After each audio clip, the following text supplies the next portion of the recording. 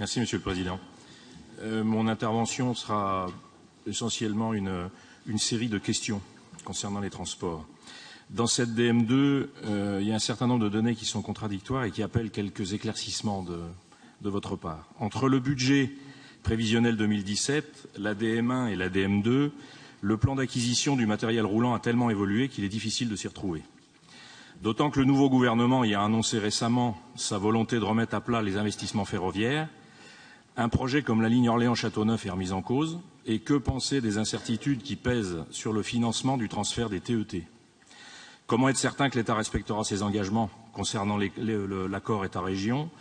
Que se passe-t-il si l'État se désengage? Quelle responsabilité pour la région? Pour rappel, la région a ouvert une autorisation de programme de 460 millions d'euros pour l'achat des 39 régios de Zen qui doivent circuler sur les lignes TET.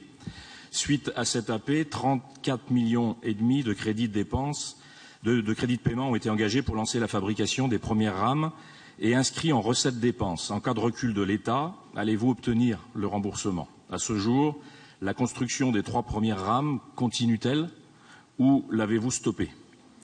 D'autre part, on nous demande d'approuver l'augmentation de l'AP concernant les études en vue de la création du centre de maintenance des Aubrais. Centre qui devait, selon l'accord signé, que nous n'avons toujours jamais vu, être financé en intégralité par l'État. Pourquoi abonder dans ce sens? La région se prépare-t-elle à supporter seule l'intégralité de l'investissement? Concernant l'acquisition des ZGC, la DM1 évoquait 24 rames et la DM2 en évoque 7. Est-ce une première tranche ou est-ce une modification? La formulation ne nous permet pas de le savoir. Concernant la desserte Interloire, la DM2 nous apprend que le besoin initialement estimé à 3 rames est ramené à 2 rames, transférées de la région Pays de Loire. Mais dans la commande des régios de Zen hors TET, j'entends, pourquoi y a-t-il toujours 14 régios de Zen de commandées? Pour la ligne Orléans-Châteauneuf, dans un premier temps, nous avait été vendue comme la meilleure option l'idée du choix des régios de Zen en matériel roulant. Notre groupe avait émis des doutes sur ce choix, trouvant ce matériel trop puissant, trop lourd et trop capacitaire pour une petite ligne à arrêt fréquent. Ce choix a désormais été abandonné, l'opportunité d'achat des ZGC étant apparue. Mais où la maintenance de ces rames spécifiques sera-t-elle assurée?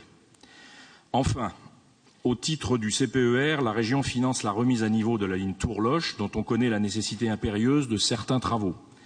Une diminution de presque 5 millions d'euros des crédits de paiement est effectuée du fait du manque de ressources de SNCF Réseau, c'est le motif qui nous est avancé. Nous voudrions savoir ce qu'il en sera. Ce budget sera-t-il abandonné définitivement ou reporté sur 2018 ou plus tard? Je vous remercie.